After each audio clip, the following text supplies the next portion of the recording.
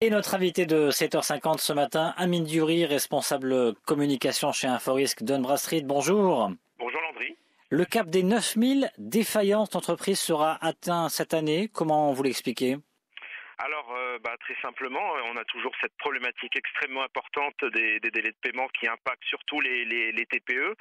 Et malheureusement, la dernière étude que j'ai faite sur les délais de paiement montre que ce sont surtout elles qui souffrent le plus des délais de paiement et plus grave encore que les délais de la TPE ont continué de se détériorer Ouais, en 2018. et étude effectivement 2020 sur les délais de paiement que vous venez de publier, qui retrace les tendances notamment de ces 4 dernières années. Pas de surprise, les délais augmentent. Est-ce qu'il y a des exceptions, des bonnes nouvelles tout de même ? Rassurez-nous.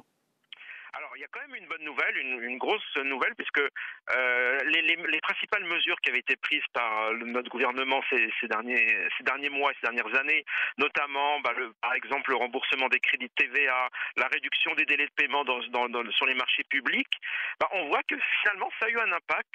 Ça a eu un impact sur le crédit entreprise global, c'est-à-dire qu'il a baissé, il est repassé en dessous des 400 milliards de dirhams. Et effectivement, ça c'est une bonne nouvelle. Il a effectivement diminué de 20 milliards entre 2017 et 2018, donc ça c'est la bonne nouvelle. La mauvaise nouvelle, c'est que ça n'a pas impacté directement la TPE. Ça a impacté positivement les grandes entreprises, bien évidemment, mais également les PME réalisant plus de 50 millions de dirhams de chiffre d'affaires. En revanche, les TPE et les PME faisant moins de 50 millions de dirhams de chiffre d'affaires elles, continué de souffrir de ces délais de paiement. Alors, depuis le début de l'année, de nouvelles initiatives sont annoncées. La CGM réclame à l'État des sanctions pécuniaires. La loi actuelle va donc être amendée. L'idée qui circule est que l'on va sanctionner sans pénaliser la TPE et l'agriculture. C'est logique ? L'idée, c'est quand même de pénaliser les mauvais payeurs. La TPE, elle est victime finalement. Elle n'est pas à l'origine des retards de paiement. Ce sont les grands donneurs d'ordre qui sont à l'origine des délais de paiement. Donc il est logique que la TPE ne soit pas sanctionnée. Au contraire, il faut l'accompagner puisque elle aujourd'hui, c'est elle qui souffre le plus et c'est elle qui a la plus forte probabilité de mourir.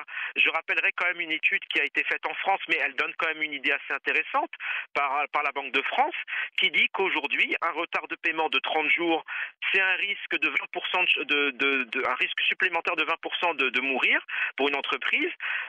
Plus de 60 jours de retard, là vous multipliez par 2 le risque de mourir. Imaginez qu'au Maroc aujourd'hui, pour la TPE en tout cas, on a des retards de paiement qui dépassent les 120 jours, voire plus.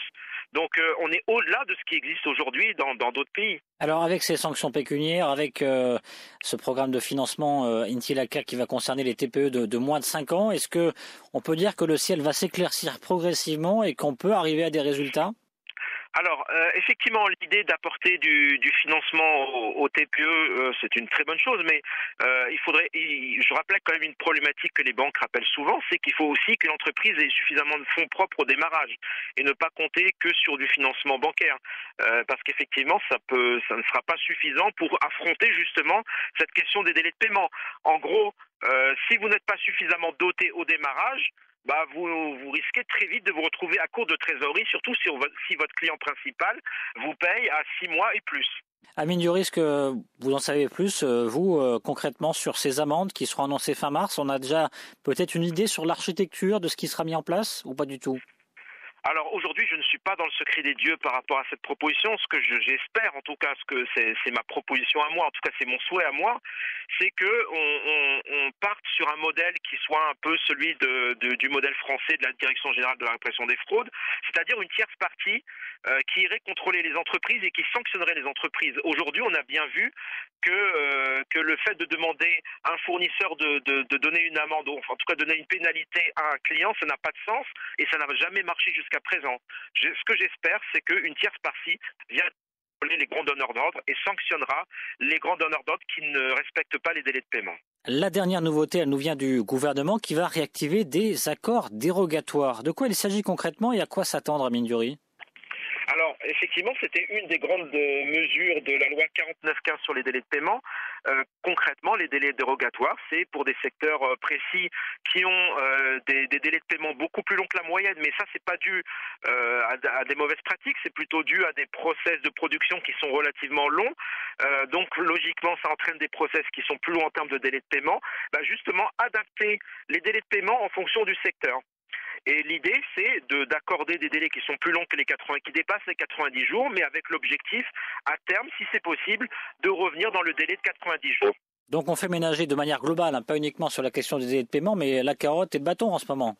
Effectivement, c'est effectivement ce qui se passe et c'est bien. Il ne faut pas simplement taper, il faut aussi donner une carotte. Effectivement, c'est encourager les entreprises à adopter des bonnes pratiques. Un dernier mot sur le programme d'Untrade qui permet d'identifier les comportements de paiement des entreprises. Où en êtes-vous dans ce programme et quelle suite attendez-vous? Alors écoutez, aujourd'hui le Dumtrade fonctionne très bien. Comme vous le savez certainement, il a été lancé il y a plus de 2 mois. Aujourd'hui, déjà 20 partenaires ont signé. On a plus d'une vingtaine de demandes par jour de demandes d'adhésion au programme. On a déjà une vision forte sur plusieurs milliers d'entreprises marocaines aujourd'hui et ça devrait continuer de s'accélérer dans les prochains mois parce qu'aujourd'hui il y a une telle problématique de retard de paiement, je ne parle même pas de délai de paiement mais je parle de retard de paiement, que les entreprises souhaitent adhérer spontanément à ce programme et accepter de partager leur data justement pour déjà pour en recevoir et pour dire aussi qu'il y a des comportements qui sont inacceptables de paiement et qui doivent être modifiés à l'avenir. Amine Diori, responsable communication chez Inforisque Dun Bradstreet. Merci beaucoup, à très bientôt sur Atlantic Radio. Merci Landry, à très bientôt.